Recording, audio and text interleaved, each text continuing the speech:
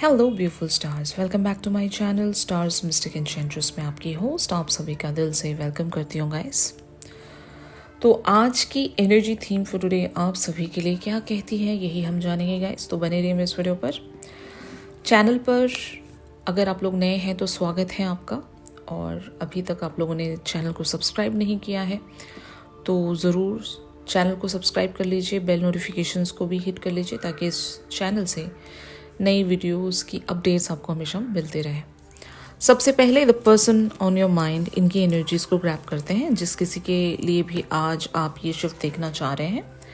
इनकी एनर्जीज आप लोगों के लिए बनी हुई हैं princess of summer and 7 of winter के साथ।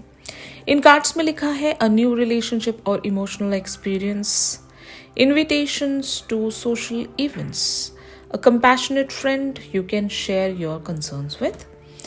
And 7 of winter talks about there is a better choice, not saying things clearly, running away from the truth. सबसे पहले मैं आपको बता दूं कि what is the nature of this connection so that यहाँ पर जो भी बातें बताई जाएं उसके बाद आप चीज़ों को टैली कर सकते हो अपने कनेक्शन के साथ। ये कनेक्शन ऐसा होगा जहाँ पर आपके पर्सन सब कुछ महसूस करते हैं आपके लिए, जो भी आप इनसे कह रहे हो और जो आपको लगता है इनके बारे में। आपको ये लगता होगा कि this person loves you, this person can live without you, और इन्होंने कई बार अपनी वल्नरेबिलिटी को ना चाहते हुए भी आपके सामने दिखा दिया है।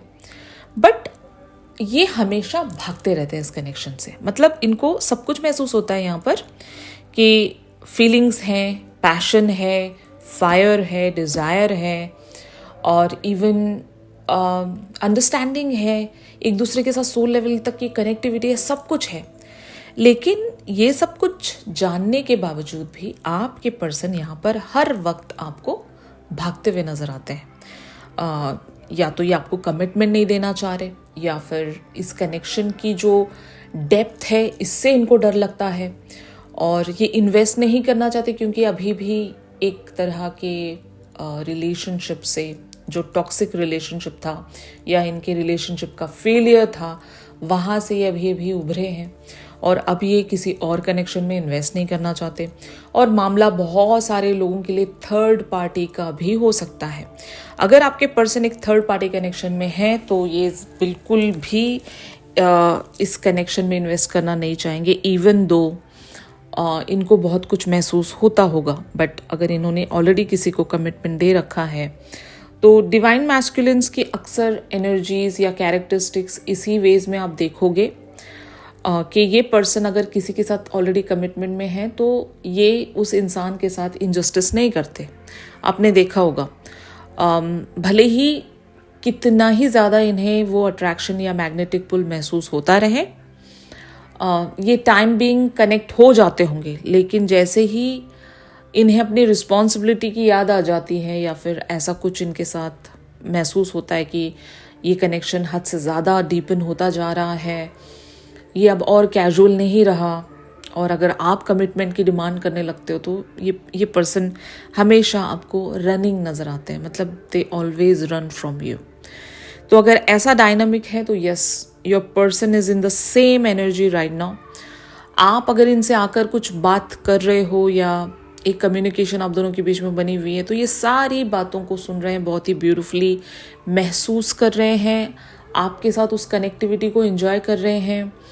और इवन आपने अगर कुछ दर्द भरी बातें की हैं इनसे, जैसे कि इस कनेक्शन की सेपरेशन को लेकर अगर दर्द में हो, या आपकी पर्सनल लाइफ में कुछ ऐसे इवेंट्स घटे हैं रिसेंटली जहाँ पर आपको दर्द फील हुआ था, तो जो भी आप इनसे जाकर कह रहे हो ये आपके टुवर्ड्स एम्पैथेटिक हैं, there is no doubt in it. ये आपका पेन फील करते हैं, आपकी फीलिंग्स को फील कर रहे हैं। आपने जो सेपरेशन का दर्द उठाया था इनका भी वही दर्द रहा होगा, ये सारी बातों को मान रहे हैं। But he is in the running dynamic.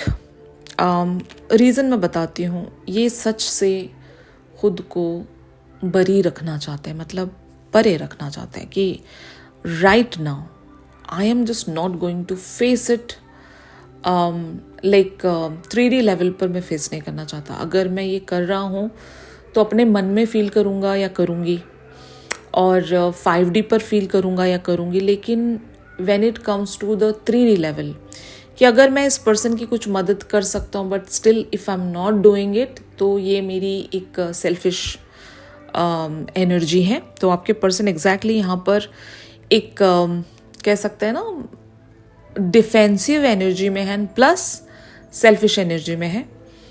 इनके हाथ में कुछ एक्शन होगा भी तो ये आपको दे नहीं रहे। फाइन, अभी फिलहाल के लिए आपके पर्सन इस कनेक्शन को इसी पेस पर लेकर चलना चाहते हैं। अगर आप कुछ इंटेंस्ड बातें करोगे या इंटेंस्ड इनसे सवाल करोगे तो ये आपको भागते हुए नजर आएंगे। तो राइट नाउ ये भागने वाली एनर्जी में है। ही इज बीइंग डिफेंसिव, ही और शी। तो ये इनकी एनर्जीज हैं। ऑन दी अदर हैंड आप क्या कर रहे हो जिसकी वजह से इन्हें भागना पड़ रहा है, ये मैं बताती हूँ आपको। आपकी एनर्जीज यहाँ पर queen of winter and queen of spring की बनी हुई हैं। लेट गो ऑफ पीपल और things that no longer serve you.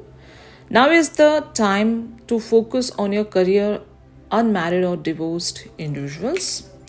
Queen of Spring talks about believe in yourself. Wonderful people want to help you maintain a balance between work and home life. Of course, यहाँ पर आप इनकी third party की वजह से चिड़े हुए हो। आप एक जस्टिस चाहते हो, एक क्लियर कम्युनिकेशन चाहते हो। अगर थर्ड पार्टी लिटिल कोई पर्सन नहीं है, मान लो सिर्फ एक कोई ऐसी सिचुएशन होगी जो आपको मिलने नहीं दे रही और आप इस चीज़ को पॉसिबल बनाना चाह रहे हो। आप अपने पर्सन को पुश कर रहे होंगे फॉर दैट क्लियर कम्युनिकेशन, या आइदर रिलीज मी और टू बी विथ मी, इस तरह से कि वंस एंड फॉर ऑल मुझे बता दो कि मुझे क्या करना चाहिए, क्योंकि I am not ready for this drama any more. मुझे पता है कि आपको मेरे लिए क्या महसूस होता है, आप इस कनेक्शन में क्या महसूस करते हो, और जो मेरी डिज़ायर है आपकी भी वही डिज़ायर है, लेकिन आप आगे बढ़ना ही नहीं चाह रहे। तो इस तरह की एक कंटिन्यूस जो वॉर है वो चल रही है यहाँ पर। और आपके पर्सन जब कभी भी आप ऐसी इंटेंस्ड बातें इनसे करने लगते हो तो ये भागने लगते हैं। और इवन आपने देखा होगा कि जब कभी भी आप इनके लिए एक लाइट एनवायरनमेंट बनाकर रखते हो तो ये बहुत ही ब्यूटीफुली आपसे कनेक्टेड रहते हैं। जहाँ पर आपने कुछ भी इंटेंस्ड सवाल कर लिए या फिर जहाँ पर आपने कमिटमेंट की बात छेड़ दी और इन्हें शेकन अप कर दिया, जस्टिस की डिमांड कर दी आपने, एक बैलेंस को अचीव करने की बात आपने कह दी, तो ये शेकन अप हो जाते हैं, ये भाग जाते हैं वहाँ से। तो ये जो ड्रामा है या फिर ये जो डायनामिक है ये बार बार रिपीट हो रहा है। ठीक है ना, आपने सारे रास्ते अपना कर देख लिए, यू नो, साम दाम दंड भेद सब कुछ आपने यहाँ पर रख कर देख लिया, लेकिन nothing is working out. Okay, अब आपको ये नहीं समझ में आ रहा है कि मैं करूँ तो क्या करूँ। आपने इवन डिटैचमेंट भी प्रैक्टिस की होगी इनके लिए, मतलब इनके साथ अगर आप डिटैचमेंट में गए हुए थे तो आपको वो प्रैक्टिस है कि अगर आप अब की बार कुछ डिसाइड करोगे तो बहुत ही सीरियस लेवल्स पर कर सकते हो। लेकिन अगर आपने कम बैक किया है तो इस कनेक्शन की एक इज्जत रखकर आपने कम बैक किया होगा। इस पर्सन को एक और वार्निंग देने के लिए आप वापस से अपीयर हो गए होंगे। तो ऐसा कुछ है यहाँ पर। बट हाँ, you are fighting with them for the justice. मतलब फाइट भी नहीं कहूँगी मैं, आप एक तरह से कह सकते हैं ना क्लैरिटी सीख कर रहे हो यहाँ पर। आपका तरीका जैसा भी होगा, आप स्ट्रॉन्ग एक इंडिपेंडेंट पर्सनालिटी की तरह इनसे बात कर रहे होंगे कि आप वो डिपेंडेंसी शो नहीं कर रहे हो कि मैं वल्नरेबल हूँ, मुझे आपका हाँ ही आंसर चाहिए, ना के लिए मैं रेडी नहीं हूँ। ऐसा नहीं है। आप यहाँ पर क्लियरली बोल रहे हो इनसे कि अगर आपका ना भी है तो बता दो मुझे, I am ready to hear that answer also. मैंने ये नहीं कहा कि आपको हाँ ही कहना है, नो। अगर आपका जवाब ना भी है तो भी मेरे लिए चलेगा। तो इस तरह की एनर्जी में आप बैठे हो कि ड्रामा के लिए मैं रेडी नहीं हूँ, बीच का मुझे कुछ नहीं चाहिए, या तो पूरा हाँ होना चाहिए तो पूरा ना होना चाहिए। तो ऐसी एनर्जी में आप यहाँ पर मुझे शो हो रहे हो और इसी की डिमांड में आप बने हुए हो। थर्ड पार्टी सिनेरियो है तो आप चाहते हो कि आपके पर्सन को एक इंसान को चूज करना पड़ेगा, या तो इनकी थर्ड पार्टी या तो मुझे, वरना आप यहाँ पर नहीं बने रहना चाहते, ऐसा आप अपने पर्सन से कह रहे होंगे। तो what can be the future energies here? Renewal and Prince of summer की एनर्जीज यहाँ पर अपियर हुई हैं। इन कार्ड्स में लिखा है review the past and the present so you can plan a bright new future, understanding your life purpose, releasing judgments of yourself and others. And Prince of Summer talks about falling in love suddenly, being swept off your feet, the need to stay grounded during a very emotional experience. Don't worry guys, आपके person को आप सही जगह पर push कर रहे हो and they have to make a choice here. और हो सकता है आपके पर्सन को थोड़ा बहुत टाइम लग जाए। They are seeking that opportunity either from the universe, या फिर अपने ही अंदर ये अपॉर्चुनिटी क्रिएट करना चाह रहे हैं जहाँ पर ये अपने प्रेजेंट एंड पास्ट की चीज़ों को रिव्यू करके देखेंगे कि क्या मुझे करना चाहिए एग्जैक्टली और इस कनेक्शन से इन्हें क्या बेनिफिट है या इस कनेक्शन का पर्पस क्या है। और फिर अगर जजमेंट्स पाल के बैठे हैं अपने लिए या आपके लिए या अपने थर्ड पार्टी के लिए, जो भी है इन्हें रिलीज़ करना होगा, क्योंकि आपके साथ जो भी एक इमोशनल कनेक्टिविटी है, जिस तरह से ये आपके लिए महसूस करते हैं, ये इस चीज़ को खोना नहीं चाहेंगे, नेवर। ओके, तो yes, that romantic and captivating time is going to come here only if they are releasing their judgements.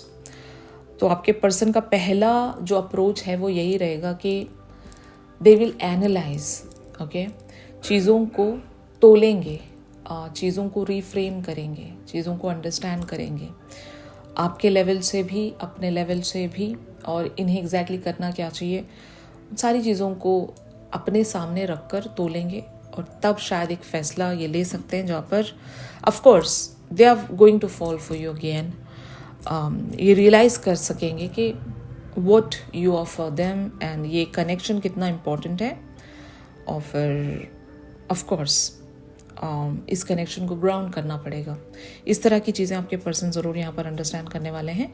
इनकी जो करंट ओवरऑल एनर्जीज रहेगी हम हमारी रेगुलर रीडिंग्स में जानेंगे, और अगर आप ये जानना चाह रहे हो कि एग्जैक्टली किस फॉर्म में होगा इनका एक्शन, तो ये हम हमारी रेगुलर रीडिंग्स में ज़रूर डिस्कस करने वाले हैं गाइस, तो ट्यून इन करना मत भूलेगा। और अगर प्राइवेट सेशंस चाह रहे हो तो मेरी दी गई कॉन्टैक्ट डिटेल्स पर ज़रूर आप लोग मुझसे कॉन्टैक्ट कर सकते हो। तो चलिए मिलते हैं अपनी अगली रेगुलर रीडिंग्स पर, तब तक के लिए आप सभी अपना ख्याल रखिए, stay positive, stay safe, God bless you all, take care, bye bye.